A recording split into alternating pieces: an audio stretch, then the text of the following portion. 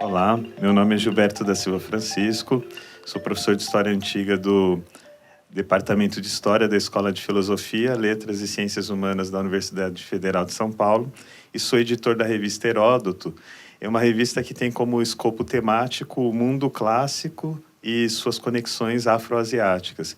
E hoje nós vamos discutir um pouco dessa interface, né, entre história antiga e o espaço norte da África, com dois colegas, a professora Maria Cristina Nicolau Cormicari Passos, que é docente do Museu de Arqueologia e Etnologia da USP e é pesquisadora do Laboratório de Estudos sobre a Cidade Antiga, o LABECA, e o professor Júlio César Magalhães de Oliveira, que é docente do Departamento de História da Faculdade de Filosofia, Letras e Ciências Humanas da Universidade de São Paulo, e é coordenador do grupo Subalternos e Práticas Populares da Antiguidade, é um grupo do CNPq. Para começar essa discussão aqui sobre o lugar da África na história antiga, eu gostaria que vocês apresentassem um pouco a pesquisa de vocês e os laboratórios e como essas suas pesquisas, se inserem nesse debate sobre a África. E, antes de tudo, gostaria de agradecer muitíssimo a presença de vocês dois aqui hoje.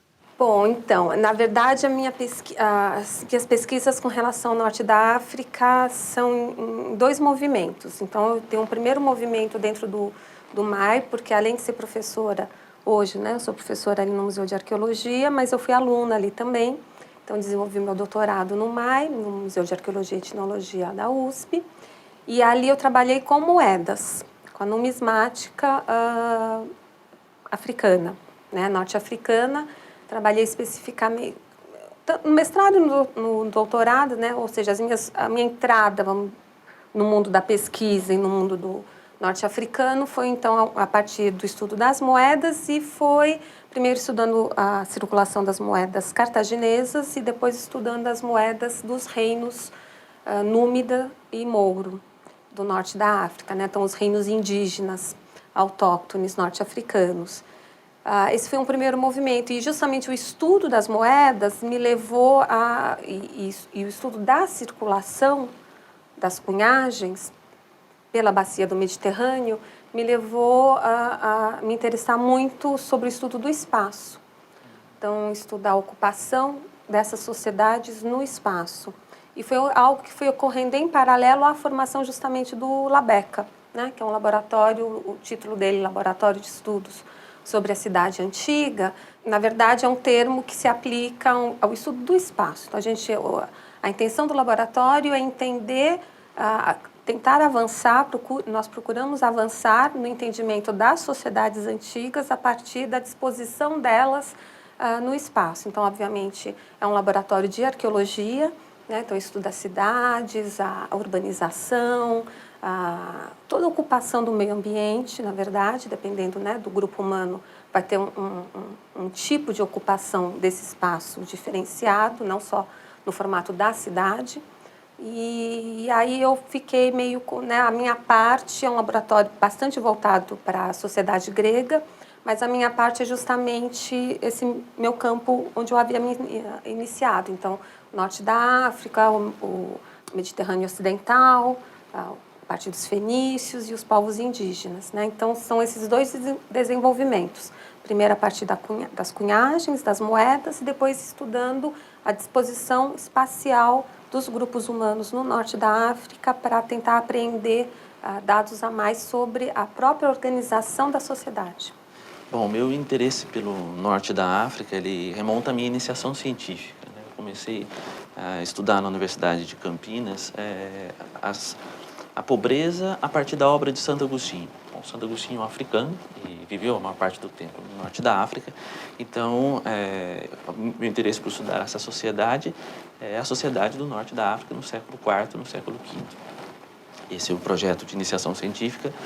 Resultou depois de uma dissertação de mestrado, no qual comecei a me interessar para além da pobreza, para as formas de ação coletiva, de formas de mobilização popular e de ação coletiva. De início, foi o caso do mestrado, muito mais no contexto das lutas entre católicos ou cecilianistas e donatistas, dois grupos de cristãos que se dividem no norte da África. E no doutorado que fiz na Universidade de Paris 10, em Nanterre, na França, foi já sobre as formas de participação popular e de ação coletiva na cidade do norte da África, nos séculos IV e V.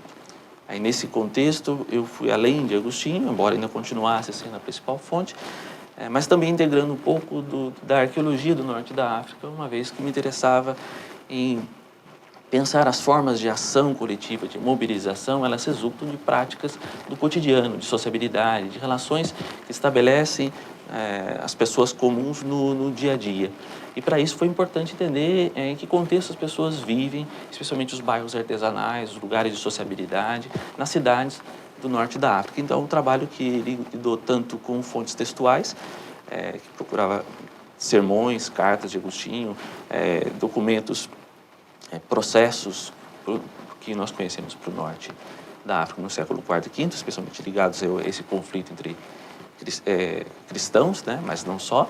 E, por outro lado, essa documentação arqueológica que foi relatórios de escavação de bairros artesanais, lugares de sociabilidade, procurava entender um pouco mais esse contexto mais amplo da vida plebeia. Nos últimos anos, parte derivado desse trabalho desenvolvido no doutorado, que resultou também no meu livro, um dos aspectos que me chamou a atenção ao estudar como as pessoas se mobilizam, como as formas de mobilização estão relacionadas com o cotidiano, era entender como as pessoas se comunicam. Então, daí o meu interesse por entender a comunicação informal. Um projeto mais recente, ele tem o propósito de entender, então, especialmente o boato, a comunicação informal, né? O boato, a fofoca, né? Mas a relação disso com a política. É um propósito de entender uma abordagem comparada a dois momentos, a final da República e a Antiguidade Tardia, que são dois momentos de mobilização popular, e no qual as lideranças dedicam uma atenção particular ao que as pessoas falam, a como conversam. E, desse sentido, é um trabalho que vai além do norte da África, mas eu continuo ainda me interessando especialmente por essa documentação africana, que é particularmente rica, especialmente a obra de Agostinho de Hipona, né? Então, é o que eu continuo fazendo na atualidade. E isso se vincula ao grupo de pesquisas que eu coordeno, que tem professores de várias universidades do país e também do exterior, que é voltado ao estudo dos grupos subalternos e das formas, das práticas populares. Então, essa é uma pesquisa que está diretamente ligada a isso, e outras pesquisas desse grupo também se relacionam com essas temáticas ligadas aos grupos populares, aos subalternos, etc. Mais à frente podemos falar um pouco mais. Há vários outros colegas que também trabalham, alunos mesmo que trabalham dentro desse grupo com o norte da África, desenvolvendo pesquisas dentro dessas temáticas ligadas aos grupos populares, às práticas populares, aos subalternos em geral. Muito bem, muito obrigado. Então, pelo que eu percebi, a professora Maria Cristina trabalha mais com periodização, o arcaico e o clássico, mais ou menos anterior, né? Se a gente for antes. pensar nas cunhagens, então a cunhagem cartaginesa ela se inicia no finalzinho do século V antes de Cristo, então já entrando do arcaico para o clássico, e aí mais fortemente no período helenístico. E a cunhagem númida e moura dos indígenas norte-africanos, ela inicia também no finalzinho do terceiro antes de Cristo, então pega bem o período helenístico, né?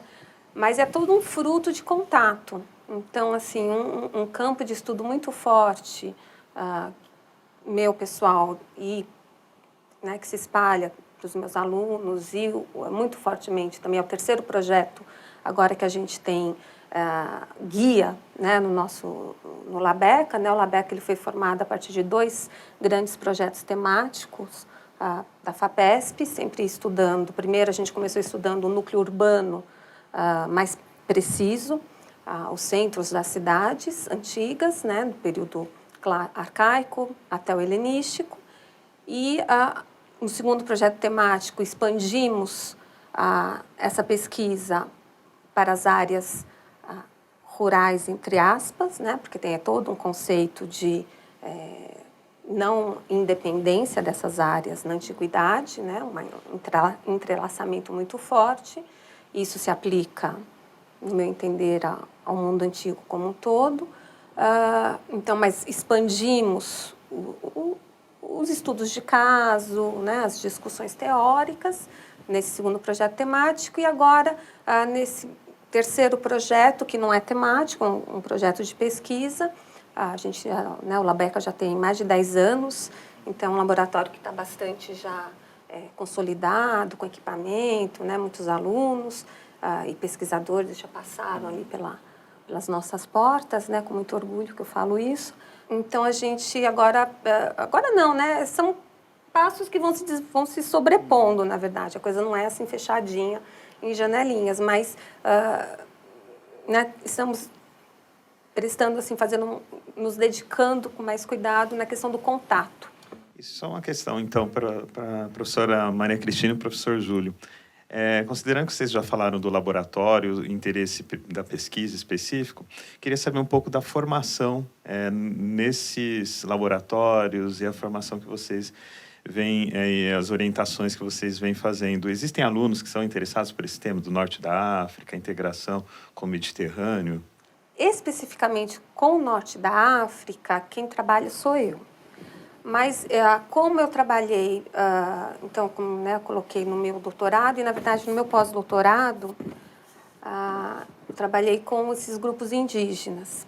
E aí que foi até eu tive a oportunidade de ir para aí, que eu acho que mais para frente uma das perguntas né, o que tem sido desenvolvido, né? E um centro muito importante de pesquisas norte-africanas é o Centro Camille Julien, ali de Aix-en-Provence, né? Então, eu tive também a felicidade de poder estagiar lá durante o meu pós-doutorado, trabalhando com esses grupos indígenas.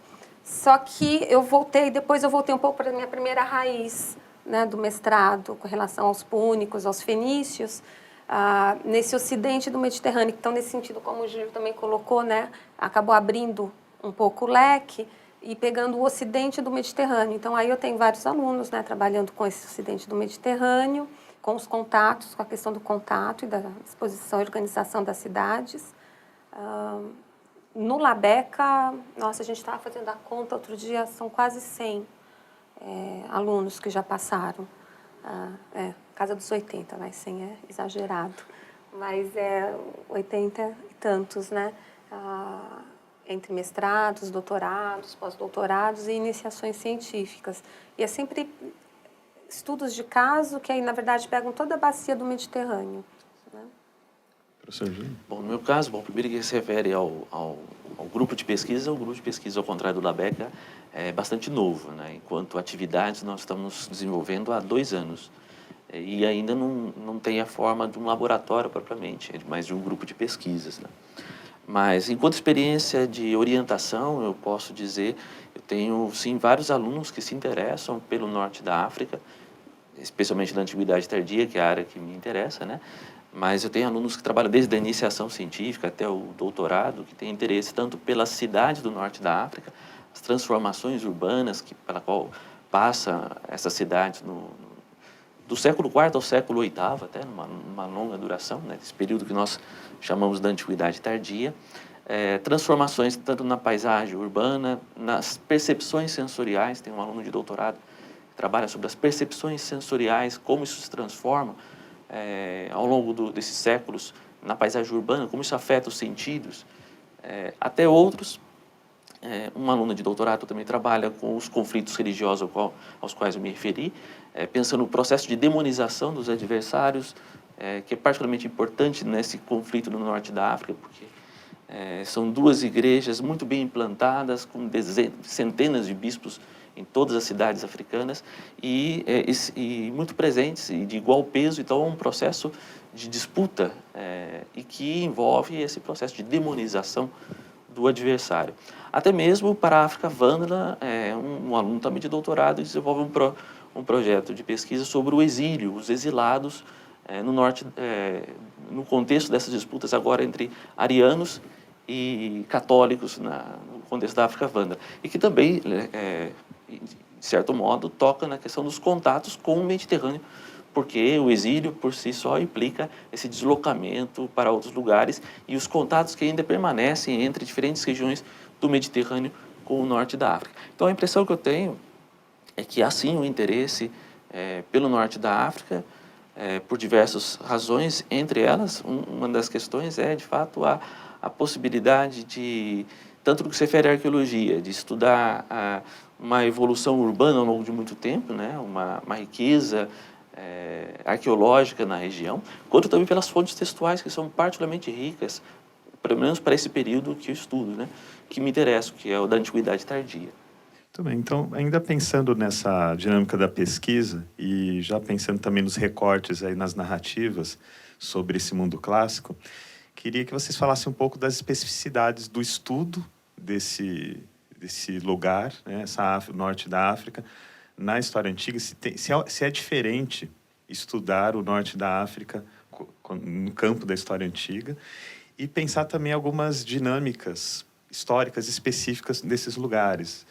Existiam especificidades, dinâmicas locais que destoavam? Me parece que o norte da África sempre esteve presente na história antiga. Como a Maria Cristina mesmo disse, né? Ao estudar os púnicos, ao estudar os cartagineses e a relação com Roma, ou estudar a própria conquista do norte da África, sempre esteve presente nas narrativas sobre a história antiga e no interesse dos pesquisadores pela história antiga. Então, isso é uma questão que sempre esteve presente e, portanto, parte dessa dinâmica mesmo do Mediterrâneo. Mas há também particularidades no norte da África. Um autor que trabalha com o norte da África, que é o Brent Shaw, ele chega a dizer que a África tem um aspecto que nós poderíamos definir como uma insularidade. Aliás, a própria definição de Maghreb para os árabes, os que conquistam o norte da África, era a ilha do Ocidente.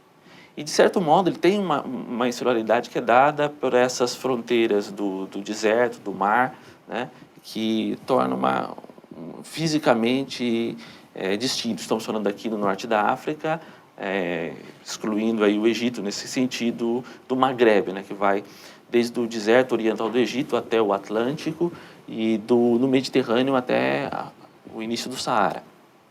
Essa região em específico, ela tem que sentido ela tem uma insularidade para o Brent Shaw? No sentido de que ela tem uma resistência inicial a acolher inovações, mas quando ela acolhe de uma maneira ainda muito mais persistente e duradoura do que em outras regiões. Então, o exemplo do cristianismo, eu acho que é um caso como esse.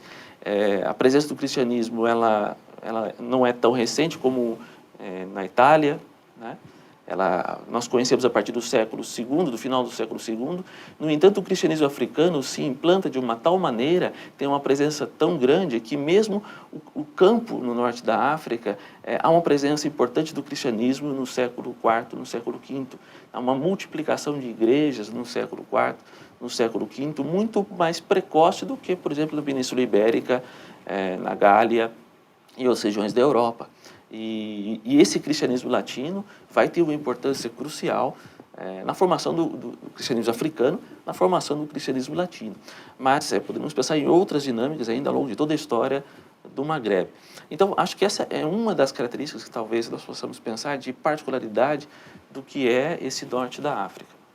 Então é interessante porque essa questão muito forte, né, do termo Maghreb, essa ideia da ilha, né, eu coloco isso nos meus artigos, porque eu acho que marca já uma singularidade, né, mas ao mesmo tempo que tem esses dois isolamentos, dessas duas barreiras físicas, é interessante que se a gente olha vai lá atrás, começa a olhar até né, do Neolítico em diante, começa a olhar do 10.000, 8.000 antes de Cristo, essa composição dessa região e o seu desenvolvimento, tem uma ligação muito forte com o Oriente e com a Península Ibérica, com a Sicília, né, então esse Mediterrâneo central, Mediterrâneo ocidental e lá no Oriente mesmo, né? Quer dizer, a própria ideia da população pré-histórica que teria sido, vamos dizer, a base populacional de formação dos grupos indígenas posteriores, teria vindo, né, em levas ao longo de período bastante estendido de tempo, mas vindo em levas do Oriente e ocupando ali, que são os capsienses, né, os chamados capsienses, ocupando depois toda essa região do Maghreb, vão cruzar, né, com uma população já existente, mas vão eles que vão prevalecer, né? Mas um pouco nesses moldes que a paleontologia tem mostrado cada vez mais, né? Hoje em dia, nos últimos 15 anos para cá, a questão do Homo sapiens, dos Neandertais, agora a grande novidade foi encontrar recentemente, né, tá nas notícias, né, espécime, os ossinhos, né, que foi feito um estudo de DNA, comprovando, de fato, um casamento entre Neandertais e denisovanos, enfim. Então, é o fato, né? Então, a gente vê isso também no norte da África, enfim, mas... Então, essa ligação com o Oriente muito forte, que começa lá atrás e vai permanecer depois com a ocupação fenícia. Então, esse Maghreb, ele é fenício, né, também. Né? Você tem uma sobreposição e um misturar de uma faixa, né, camada cultural, societal e de intercâmbio mesmo humano, né, uma mistura dos fenícios que vão ocupar toda a faixa litorânea, saindo ali da Líbia, onde hoje é a Líbia, até as ilhas próximas já na margem atlântica, né, do Marrocos. Então, nesse sentido,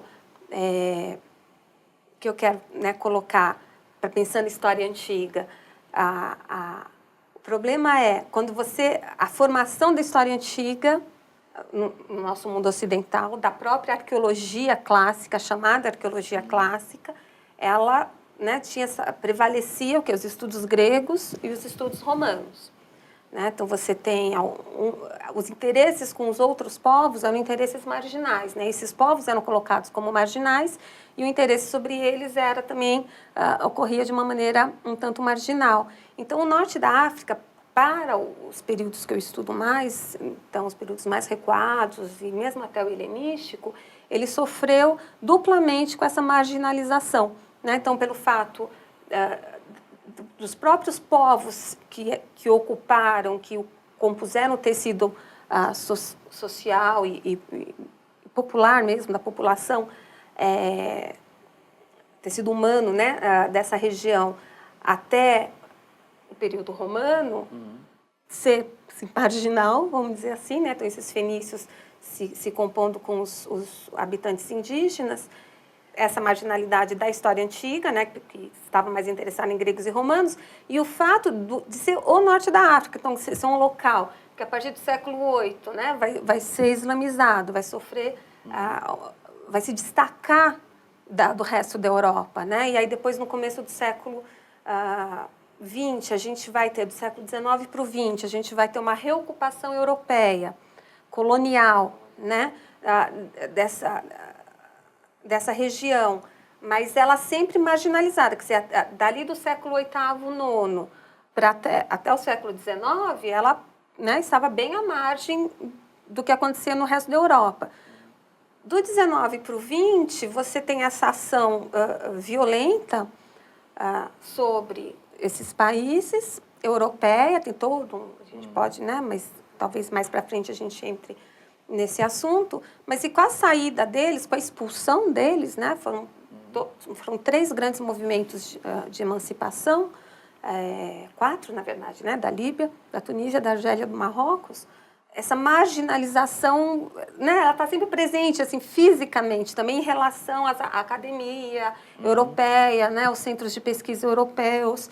Então, eu diria assim, que são 2 marginalizações. É justamente aí que me veio a questão da especificidade do estudo, porque me parece que esse lugar, ele é um lugar que, enfim, ele está colocado em uma dinâmica, como você falou, que é hierárquica, né? Então, são vetores de ação dos gregos chegando, dos romanos chegando, e nunca uma forma diferente de observar o processo, que essa forma aparece recentemente, mas também a especificidade do trabalho do arqueólogo, do historiador, neste lugar, considerando todo esse movimento de imperialismo, descolonização e de islamização, o terrorismo, e tudo isso acaba influenciando muito o que é essa dinâmica dos estudos, né, sobre esse lugar. Eu acho que a esse respeito, bom, pensando então numa particularidade não do que seria a África na antiguidade, mas a particularidade do estudo da África, acho que Cristina tem razão ao mencionar esse histórico.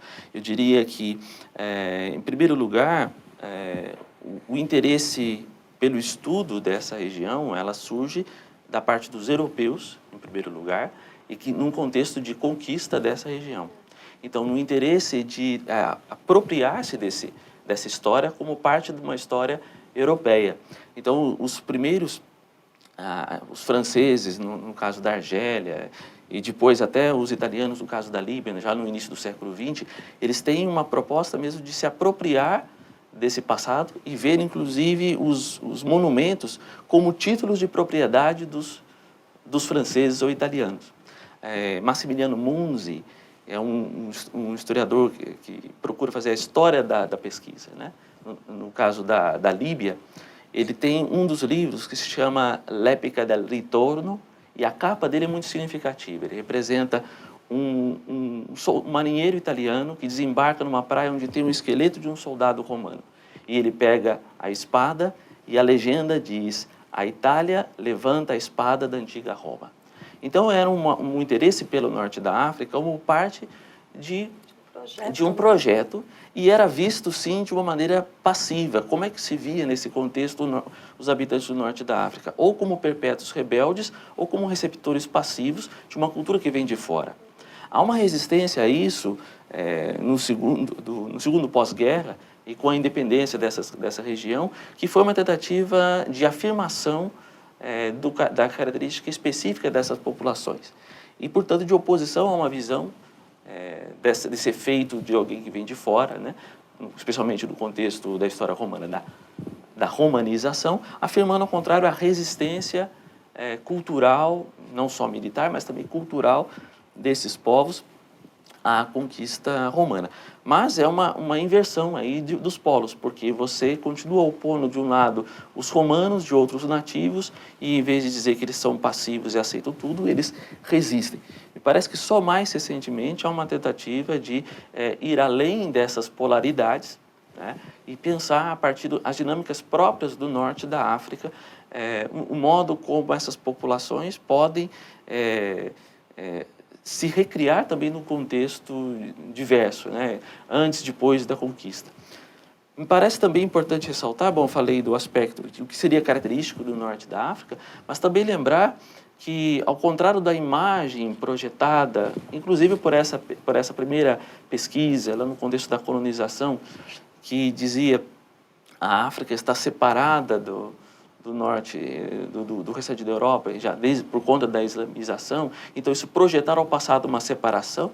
Na antiguidade, se é verdade que podemos ver uma característica específica do norte da África, ela nunca esteve isolada do Mediterrâneo. Há uma conexão constante com o Mediterrâneo. Aliás, é impossível pensar o norte da África sem o Mediterrâneo. E mais recentemente, me parece que há também pesquisas cada vez mais importantes que revelam os contatos do norte da África também com a África subsaariana. Sim, sim. Então, longe do isolamento, você falou da relação com o Oriente, mas acho também nesse sentido norte e sul, há uma relação constante do norte da África com o Mediterrâneo e uma relação do norte da África com a África subsaariana. Isso só se tornou possível porque, mais recentemente, o interesse deixou de ser só com a África romana, né? Pesquisas, por exemplo, feitas como nos vales do Fazan, na Líbia, estudando populações como os Garamantes, que estão fora do domínio romano, permitiram ter uma compreensão mais ampla de populações do norte da África que estão em interação tanto com os romanos quanto com o sul, o Saara. Inclusive, né, com a descoberta de elementos, fragmentos de cerâmica, mas de outros objetos romanos, até o Mali, isso mostra a existência de um comércio, e aliás, fragmentos menores, uma maior parte dos fragmentos estando em torno dessa população dos Garamantes, e depois menores dessas regiões do Saara, indica que há uma cadeia que vai, os gramantes se relacionam com os romanos e, por outro lado, eles têm alguma forma de troca residual com esses outros povos. Com toda certeza, é uma das fontes de provimento de escravos no Império Romano. Então, isso indica que a África ela é impensável também sem o contato. Então, acho que isso tanto para entender a dinâmica do estudo, como ele se constituiu, mas também para entender a própria história do norte da África, é importante levar em conta esses constantes contatos. Então, nesse sentido, eu estou de acordo com o que a Cristina disse antes, acho que é nesse sentido que a gente deve ver a história do norte da África. Interessante. E ainda desenvolvendo um pouco isso, eu gostaria que vocês falassem um pouco desses centros de estudos e dos principais estudos sobre essa região integrada aí ao Mediterrâneo, as dinâmicas da história antiga. Vocês falaram alguns nomes. Queria saber se existem grandes projetos, os especialistas mais retomados. Então, você tem o Centro Camille Jullian em Université de Marseille, né, ligado à Aix-en-Provence, é um local assim seminal, né, para esse período mais recuado. Então é interessante porque você estava falando e mesmo é interessante porque assim, os fenícios eles parecem como se fosse o recheio do sanduíche, sabe, que quando você vai morder o recheio sai, porque fica assim o camada do pão, né, do Roma, e depois vamos retomar os autóctones e essas relações, e se esquecem, são 1000 anos de contato. 1000 anos, quer dizer, a arqueologia, ela cada vez mais, né, a gente tem toda uma história das fontes textuais falarem que os fenícios já estavam cruzando o Mediterrâneo em 1200, 1100 a.C., e aí toda uma negação disso, com a arqueologia e tal.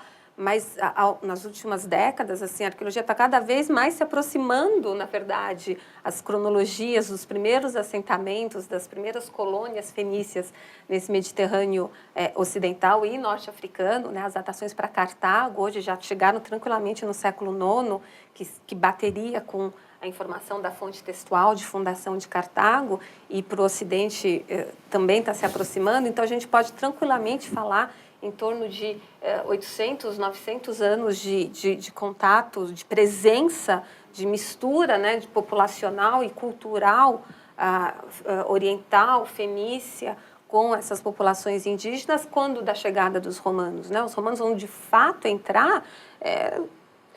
porque mesmo eles destruindo Cartago em 146, eles ficaram 50 anos, foram lá, destruíram, acabaram com tudo e foram embora, né? Quer dizer, é todo um processo, falando de grandes estudiosos, né? Então, essa geração de franceses, tanto nascidos durante o período do protetorado, ou filhos ou mesmo franceses, né, do continente europeu, que trabalharam com essa temática, né, que se voltaram para estudar o norte da África, tem, né, nomes que você não pode evitar de passar por eles, né? O Gabriel Camp é o maior nome de todos, né? É interessantíssimo se você retoma esses artigos que sistematizam a bibliografia e as pesquisas realizadas na área. O nome dele continua aparecendo, ele já faleceu, né? Ele é o fundador do Centro Camille Jullian. Enfim, mas o Jean-Marie Lasserre, que tem um estudo fantástico sobre a questão da população, do povoamento do norte da África. Então, você tem... então, é muito interessante, porque o que se percebe que você tem toda uma geração no meu caso, para falar dos povos indígenas, né?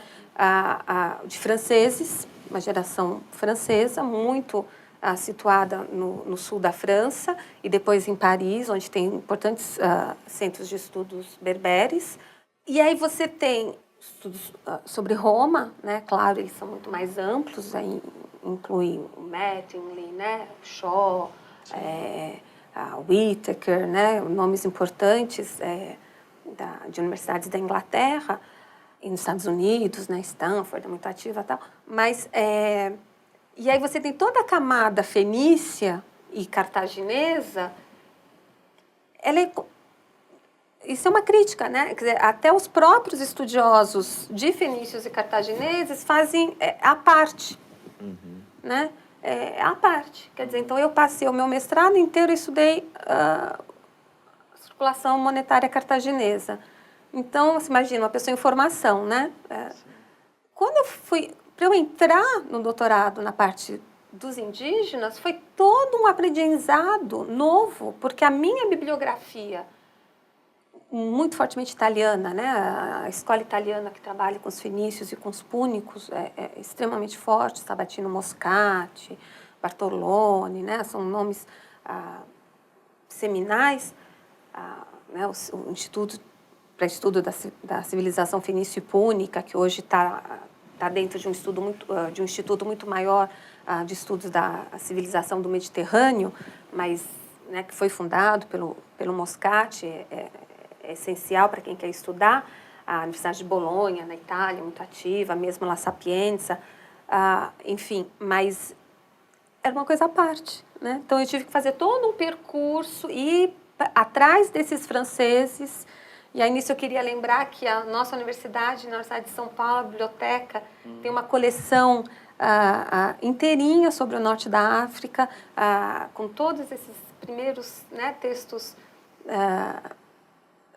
fundadores, vamos dizer assim, da pesquisa na nossa contemporaneidade, que é a coleção do Eurípides Simões de Paula, que tem a sua tese de cátedra, né, de uma maneira absolutamente inovadora para a época, onde ele estudou as relações do Marrocos com a Península Ibérica, num momento, né, as relações transatlânticas e mediterrânicas de trocas, num período que nem se pensava nisso aqui no Brasil, né?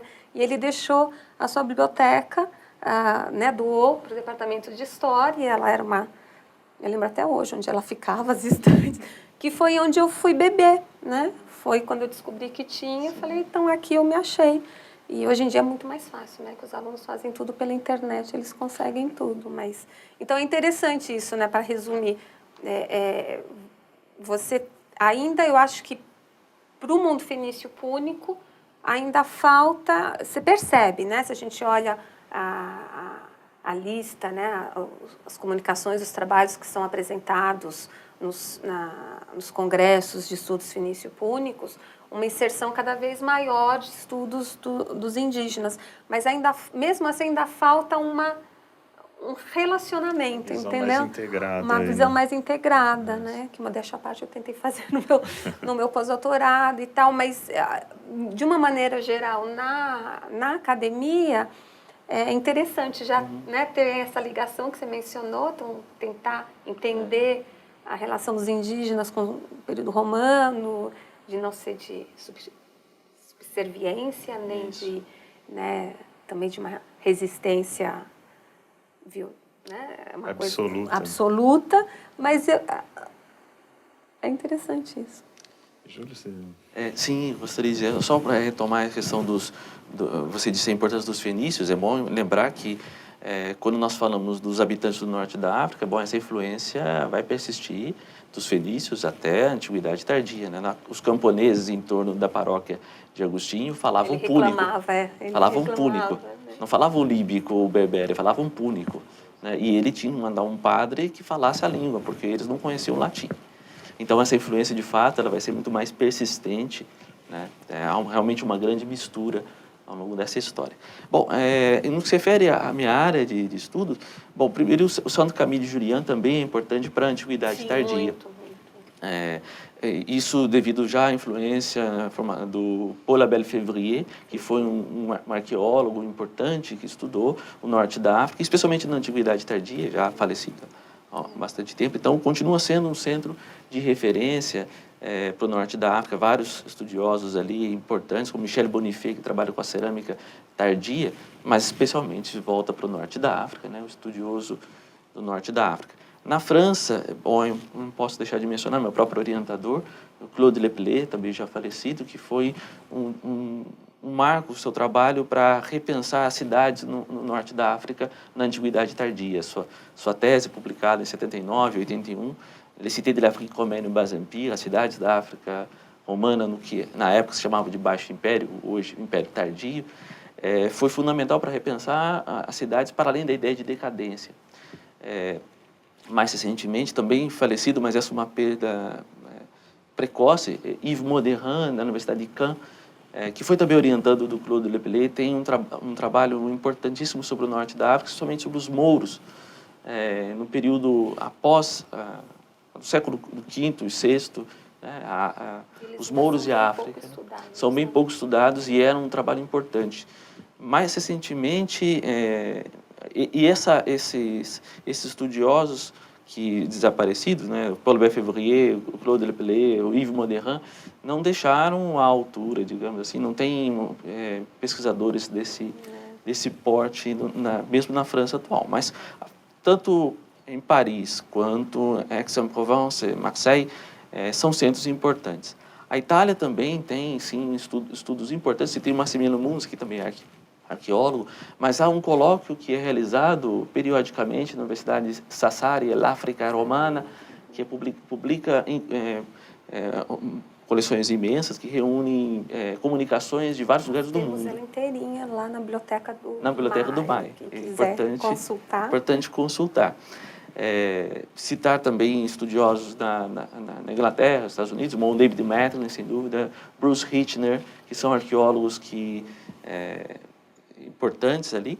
Mais recentemente tem um interesse pela África vândala, bizantina e até o período árabe. Citaria Khorizand Fenwick, que tem um trabalho muito interessante sobre essa passagem da África bizantina para a África árabe, né? Que é pouco estudada. Há um recorte disciplinar ali que rompeu, e esse recorte disciplinar às vezes é reificado como uma ruptura histórica.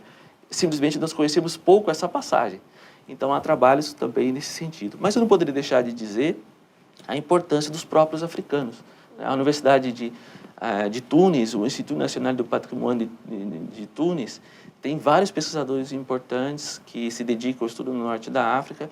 Também Mohamed Benabez é um exemplo que estuda essa passagem também da África bizantina para a África árabe, com a vantagem de conhecer tanto as fontes gregas e latinas quanto árabes. Meriam Sebaï, Leila Ladjimi Sebaï, que são tunisianas que trabalham. A Miriam Sebaï é professora na Sorbonne atualmente, mas é uma tunisiana. E tem vários trabalhos importantes da Tunísia. No que se refere à Argélia, a situação, e a Líbia também atualmente, é um pouco mais complicada. A Argélia teve uma ruptura da colaboração com os países europeus, né, desde a Guerra Civil na década de 90, e não se recuperou completamente, e atualmente a Líbia também a interrupção dos trabalhos, né.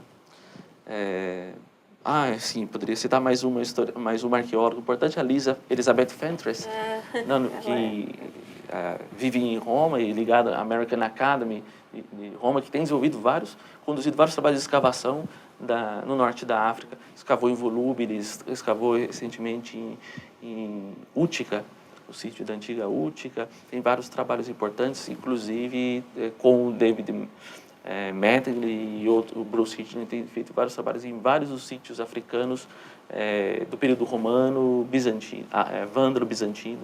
Então tem uma pesquisa, de fato, vários centros que se dedicam ao estudo. Tem uma retomada, né? Existem algumas equipes interdisciplinares agora e multinacionais, principalmente justamente esse pessoal da Sardenha, mais do Instituto Nacional do Patrimônio da Tunísia, são mais os tunisianos, né? Estão conseguindo fazer umas parcerias muito interessantes. Então, retomando as parcerias em Hadrumetum, em Útica, e chegando em níveis de interesse mais recuado, né? Porque qual que é um grande empecilho para a arqueologia de uma maneira geral no norte da África? Quer dizer, uma coisa boa, né? Uma qualidade, mas que foi um empecilho, que era a excelente conservação das camadas romanas, né? Então, nós temos cidades inteiras, temos o segundo coliseu melhor preservado de todas o mundo romano, que é o Coliseu de Algem, né? Só perde para o próprio Coliseu em Roma. Então, você tem um parque arqueológico com cronologia romana, que é fonte de turismo, mas tem uma crítica muito interessante de um argelino, que ele foi... teve um diretor na Unesco do Comitê de Conservação de Patrimônio, né, o Munir Buchenak, que escreveu também muito, né, sobre essa questão do patrimônio e da preservação, e ele falando, é terrível, você andando pelas estradas da Argélia, você vê lá as placas, assim, ruínas romanas, né, quando na verdade são ruínas indígenas, depois fenícias, cartaginesas. Tem um importantíssimo arqueólogo, já falecido também, o André Jodin, que trabalhou muito, foi um dos primeiros escavadores de volúbilis, justamente, no Marrocos, que ele, o grande livro dele sobre volúbilis, né, o grande volume, ele coloca, né, em Roma, até hoje, tudo bem, ele está falando ali nos anos 70, mas eu acredito que ele continue certo nas suas palavras, você não encontra nenhuma implantação romana em terreno virgem, em terreno novo, porque retomando a sua questão sobre as especificidades, né, do norte da África, eu acho que uma questão que é seminal é entender, porque se a gente olha, né, para as questões, seja historiográficas ou mesmo da arqueologia, né, a historiografia ocidental está se livrando de um conjunto de amarras, né, e uma dessas amarras é a ideia da progressão, da evolução, do desenvolvimento, do que é uma sociedade, uma civilização. Então, a ideia da cidade, né? Então, eu mencionei o nosso laboratório, tem o termo cidade ali, mas ficou só o nome, porque a gente, na verdade, né, está estudando cada vez mais esse todo e percebendo que cidade é um elemento, uma forma de organização específica de grupos, mas que, de maneira alguma, tem que ser colocada em algum tipo de escala de progressão, né? Mas isso é um problema sério ali no norte da África, que foi justamente a negação de uma civilização, de uma civilidade, de uma complexidade dos grupos indígenas, porque eles não se colocam em cidades. Só que aí o Jodin fala, você não encontra nenhum sítio romano hoje, até hoje não se encontrou nenhum sítio romano em terreno virgem. Ou seja, essas camadas populacionais estrangeiras que vão chegar no norte da África, eles vão chegar num local onde você tem grupos humanos ali estabelecidos e extremamente bem solucionados em relação ao seu modo de vida, em relação à adaptação ao meio ambiente, que é a geografia norte-africana e o meio ambiente norte-africano é uma questão à parte, uma questão que tem que ser estudada com muita cautela, você não pode... né? Então, é interessante que, se a gente pega a historiografia europeia, ela manteve as terminologias árabes para os acidentes geográficos norte-africanos. Por quê? Porque a terminologia árabe dá conta melhor do sentido, do significado daquele acidente geográfico do que um termo europeu. Então, um rio norte-africano, ele não é um rio com a ideia da geografia tradicional, de um rio perene, de um rio navegável, de um rio que conduz vida, né? É um wed. Por quê? Porque ele seca e ele, de repente, inunda, e se você está à margem, você morre afogado. Tanto que os romanos, depois de uma série de percalços, vão instituir uma normatização militar. Não se pode acampar à beira de uedes, ou seja, a gente imagina quantos, né, não pereceram e tal. Então, você tem toda uma questão climática, geográfica, do meio ambiente mesmo, que a população ali já estava extremamente bem resolvida com isso. Então, né, são questões que não são levadas em consideração.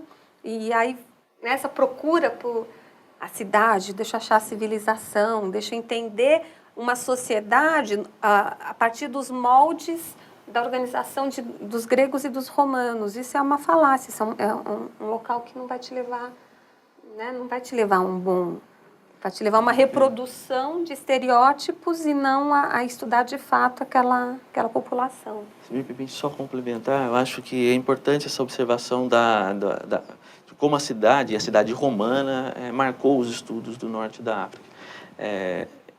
A mudança em relação a isso, ela só começa a ocorrer a partir dos anos 70. E o grande marco, acho, na arqueologia urbana, em primeiro lugar, pensar na longa duração, foi a campanha de escavação em Cartago, para o salvamento de Cartago. Uma campanha movida pela Unesco e que serviu como um verdadeiro laboratório, com várias equipes tunisianas, francesas, inglesas, americanas, canadenses, polonesas, dinamarquesas, enfim, do mundo inteiro, com vários canteiros. E nessas escavações, você parte desde o nível púnico até a Antiguidade Tardia. Então, não só o período clássico da colônia Iulia Cartago, fundada aí, período de Augusto em diante, mas da cidade púnica até também o período tardio. Então, essa é uma mudança porque você deixa de estudar a cidade procurando, como eram as escavações anteriores, a cidade do período que se imagina do apogeu do Império.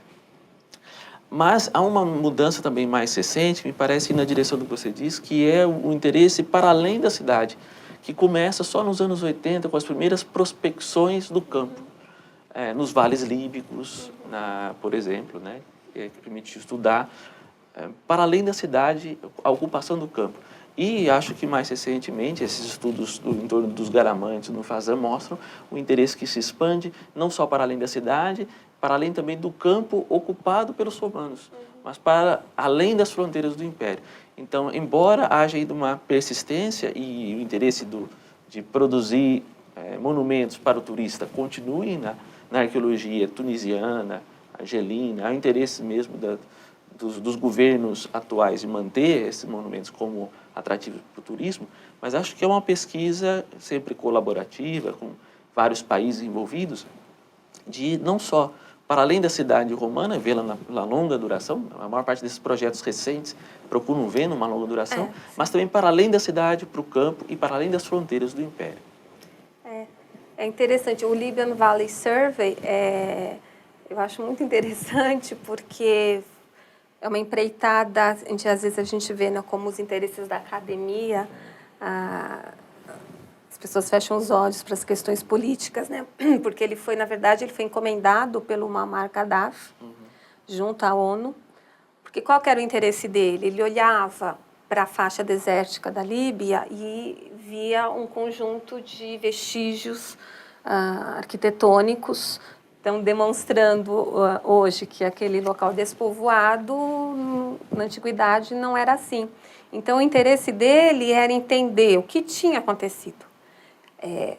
Na antiguidade, haveria práticas outras que permitiriam o aproveitamento daquela localidade ou mudou o clima, então desertificou. Então, esse é um estudo muito... E essa questão da mudança do clima é muito interessante, porque, de uma maneira geral, por isso que eu falo, né, essa questão da geografia, às vezes, ela é ainda pouco aproveitada nos estudos, porque... vários estudos pontuais têm demonstrado o quê? Que o clima não mudou. Então, você tem práticas, você tem faixas de ocupação na antiguidade que hoje não existem por desistências de se manter um modo de vida ou técnicas de melhor aproveitamento do meio ambiente, e não porque o clima mudou e as pessoas foram obrigadas a sair dali. Então, no Libyan Valley, o interesse dele era esse, né? E aí, justamente, os ingleses, que é justamente... É o Mattingly. O Mattingly, o Hitchner, agora está me escapando o nome. Mas o Mattingly, com certeza... É uma equipe forte, eu tenho o livro, mas está me escapando o nome. E eles aceitaram também que era no meio daquela crise quando teve a queda do avião britânico, do Gaddafi. Aquilo não foi um empecilho. Eu acho muito interessante isso, né? Apesar de todos os embargos políticos que o governo britânico estava exercendo com relação ao governo líbio, eles aceitaram a empreitada e foram lá pesquisar e demonstraram que, de fato, o que acontecia era que havia toda uma tecnologia de aproveitamento das águas subterrâneas, porque nessa região da Líbia a água ela não está tão profunda, né? Tem locais que estão, mas você tem os lençóis freáticos bem próximos à superfície e todo um trabalho de hidráulica, de canalizações que permitia a realização. Então, eles fizeram um survey magnífico ali, é um projeto extremamente bem desenvolvido, demonstrando que o que houve foi uma desistência de manutenção né, de práticas e não uma mudança climática, por exemplo, né? Gostaria de colocar uma última questão. E, assim, essa questão ela tem muito a ver com como esse tema ele é bastante ativo atualmente. E eu que não sou especialista em Norte da África, mas eu tenho que lidar com essas questões, por exemplo, como docente, como professor. E em sala de aula eu trabalhei muito, por exemplo, o lugar do Egito, né? Porque tem toda uma integração do Egito durante muito tempo ao Antigo Oriente Próximo, e inclusive uma integração ambiental, né, porque ele vira parte do Crescente Fértil ao longo do século XX, e depois disso uma rediscussão sobre se o Egito fica no Oriente, e isso aparece nos ativismos, e o Egito é África, e tem toda a questão do Egito, os faraós negros. Então, essas são questões muito atuais. E eu gostaria de saber, assim, pensando aqui no Brasil, nessa obrigatoriedade, por exemplo, de temas relacionados à história da África nas bases curriculares, como é que essas reflexões sobre o norte da África, integradas, dinâmicas dessa história antiga, como isso pode contribuir para se pensar essa África? Porque geralmente essa África que aparece na base é outra África tentando compreender outras questões, e aí assim, uma última reflexão para a gente assim, pensar um pouco como esses conteúdos eles podem contribuir para pensar na África também. Falar que aqui isso no Brasil. Isso é um tema. Tem a professora Regina Bustamante, né, da Federal do Rio de Janeiro, ela trabalha muito esse tema. Ela vem tentando desenvolver, trabalhar bastante nessa questão, incorporar o norte da África aos estudos africanos dentro da legislação das diretrizes e bases, né, do ensino, porque acabou ficando mesmo essa questão subsaariana e bem mais avançada no tempo, né, do período colonial. E aí fica a África fica, o norte da África, no caso, né, fica meio que perdido, né, fica num limbo, né, porque bem ou mal nos estudos clássicos não pode entrar, porque Grécia e Roma, né, a gente ainda sofre um pouco com essa marginalização, né. Aí nos estudos africanos ela entra, mas também não de uma maneira muito porque aí você tem um conjunto de populações que não são necessariamente só negras, né? Quer dizer, é uma sociedade multiétnica, né? Na verdade, mas então tem se tentado, né? Então eu lembro realmente, eu gostaria de lembrar o nome da professora Regina Bustamante, que ela tem tentado bastante incorporar isso. Eu fui já com ela em algumas ampus, né? Para apresentar as nossas pesquisas, para mostrar que você pode ir além. Mas essa questão do Egito que você falou é interessante, porque na arqueologia e na historiografia também, né, é um campo à parte, né? É um campo à parte. E eu dou esse curso de graduação há algum tempo já lá na USP, né, o Norte da África na Antiguidade e tal. E aí sempre aparecem os alunos querendo Egito, né? E aí eu falo, olha, não vai dar para a gente ver o Egito, porque o Egito...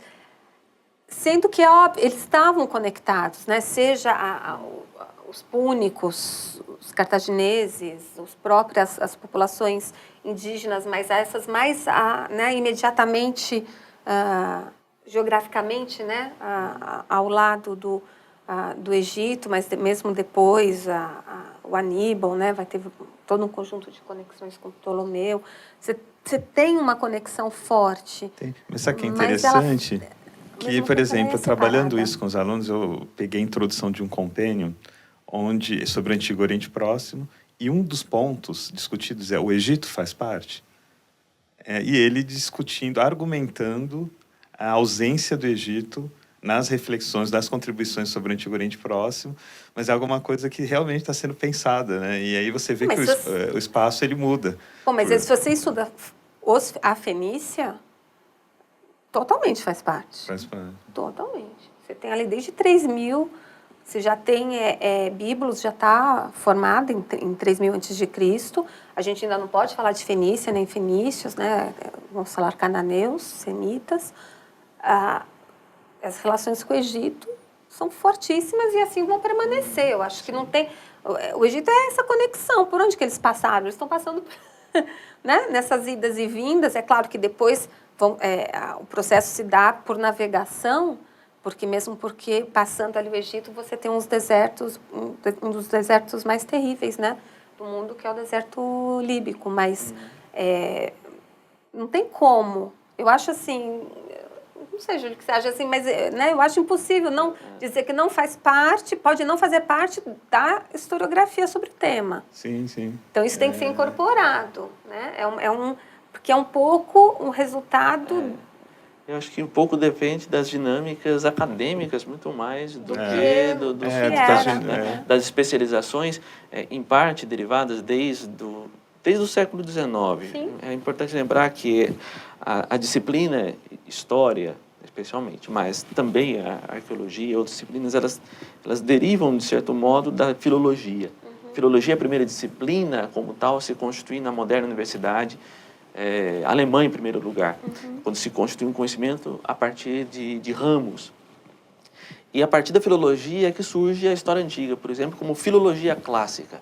Isso tem um impacto porque você define o seu campo de estudos a partir de um corpus textual e de uma especialização linguística. Então, você tem um predomínio mais do grego, do latim, e no que se refere ao estudo do Egito e do mundo do Antigo Oriente Próximo, também é uma especialização linguística. Você precisava dominar o hieroglifo ou o cuneiforme com as línguas acadiano e sumério. Isso cria uma separação ali acadêmica, que é exatamente o que ocorre com a arqueologia clássica. E um problema disso, essa hiperespecialização que... Há questões políticas também nessa separação, mas acho que a própria dinâmica acadêmica acabou separando e, mais recentemente, há uma tentativa de romper com essas barreiras, de observar como há muito mais integração, contatos, do que essas fronteiras estabeleceram, né? Fronteiras acadêmicas, né? Sim, são... Mas, e aí, se falando isso, eu lembro de um dado que é muito interessante, que também é uma especificidade do norte da África, é ser o campo dos epigrafistas. Sim, né? sim. São mais de 60 mil inscrições, a imensa maioria do período romano. Então, isso também acabou levando a um desvio, vamos dizer assim, né? Quer dizer, uma concentração em estudos, a formação de grandes epigrafistas, né? Que dão nesse campo, mas isso acaba retirando, vamos dizer assim, energia e atenção de um olhar outro maior, né? Então tem são essas a própria história, né? De como se eu acho que foi muito bem lembrado a importância da epigrafia no estudo do norte da África, com toda certeza. Mas eu gostaria só de retomar a sua questão do lugar da África do Norte no estudo da história da África. Acho curioso essa exclusão da África do Norte no estudo de quem se interessa pela África, uma vez que o próprio nome África deriva dessa África do Norte. São os romanos que dão o nome a essa África a partir de uma tribo dos Afri, que eles se encontravam próxima de Cartago para fazer até a separação dos púnicos, né, depois da conquista. Quando eles conquistam o território de Cartago, eles dão a esse nome, dessa província que eles conquistam, de África. Por extensão, vai designar todas as províncias do norte da África. No período que eu estudo, ela é mesmo uma diocese, ou seja, um conjunto de províncias que é chamado de África, e depois vai designar todo um continente. Então, isso já é uma razão pela qual não se deveria excluir essa história do estudo da história da África como um todo. Mas acho também pela própria importância de toda essa história secular que há ali, da riqueza dessa história, e que faz lembrar de uma riqueza que é africana. Né? Não é só uma influência que vem de fora, mas do que é feito ali, do que é produzido propriamente nesse norte da África. Eu disse, por exemplo, a importância do cristianismo africano. O que é produzido no norte da África é o que vai influenciar o cristianismo latino, não foi desenvolvido na Itália. E tem um desenvolvimento autóctone ali. Tem particularidades do cristianismo desenvolvido no norte da África e que vão influenciar a história do Mediterrâneo como um todo. Então, o próprio fato dessa riqueza dessa história merece que se considere também na história de um continente. E, por último, eu mencionei ainda há pouco tempo, né, o quanto os estudos recentes têm levado a perceber que há contatos também com a África subsaariana. Pelo menos desde o século I da nossa era, e supunha-se até recentemente que isso seria um desenvolvimento medieval e não na antiguidade, com o desenvolvimento das rotas caravaneiras, mas hoje se vê que isso já existe na própria antiguidade, e isso ajuda a entender a própria natureza desse mundo mediterrâneo, né? Ajuda a entender o porquê, por exemplo, no cemitério romano em Londres, 24% dos esqueletos provavelmente têm origem subsaariana. Como é que chegaram lá, se não por intermédio desse norte da África? E isso ajuda a pensar também o próprio mundo romano de uma maneira muito diversa de como nós pensamos, um mundo multiétnico, né, e de extremo contato.